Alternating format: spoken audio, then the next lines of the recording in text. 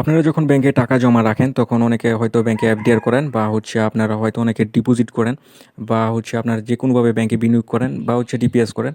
তো অনেকে হয়তো তখন মনেতে একটা প্রশ্ন থাকে যে আপনার ব্যাংকটা কি আসলেও রিস্ক আছে, দেউলিয়া হবে, বা আপনার ব্যাংকটা কি বাংলাদেশ ব্যাংকের অনুমোদিত এখন কোন পজিশনে আছে?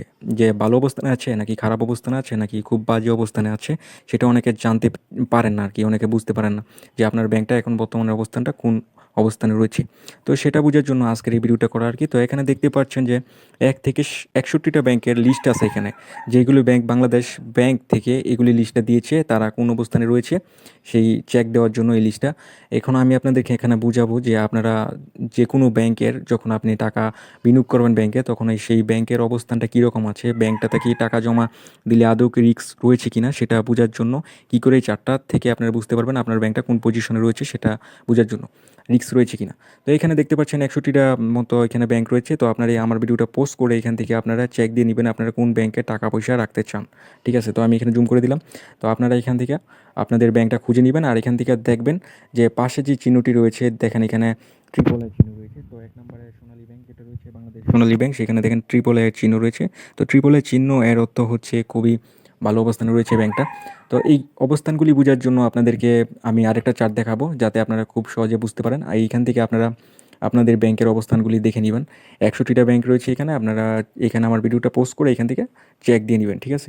তো এখন আমরা চলে যাব যে আমরা কি করে অবস্থানটা বুঝতে পারবো যে কোন ব্যাংক কোন অবস্থানে রয়েছে, সেটার জন্য আরেকটা চার্ট দেখতে হবে আমাদেরকে। ওকে?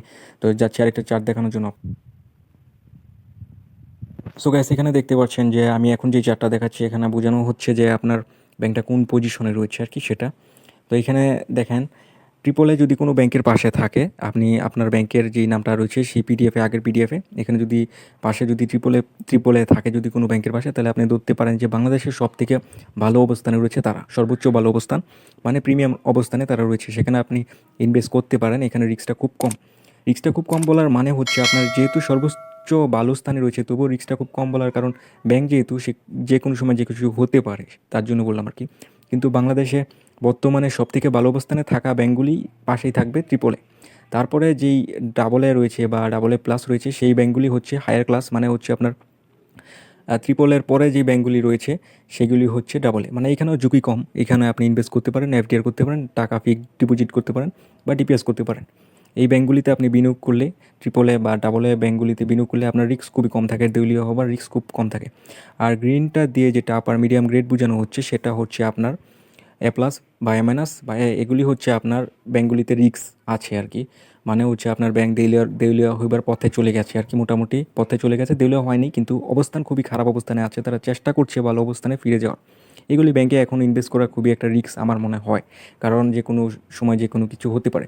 আর যেগুলো বি ডাবল বি আছে বা বি প্লাস বি মাইনাস বা বি আছে সি আছে, সেগুলিতে আপনাদের ইনভেস্ট না করাই ভালো। এগুলির অবস্থানটা খুব বাজে অবস্থানে রয়েছে এবং যে কোনো সময় দিলেও হতে পারে, যে কিছু ঘটতে পারে আর কি। তো এইগুলিতে ইনভেস্ট না করাই বেটার আমার মনে হয়।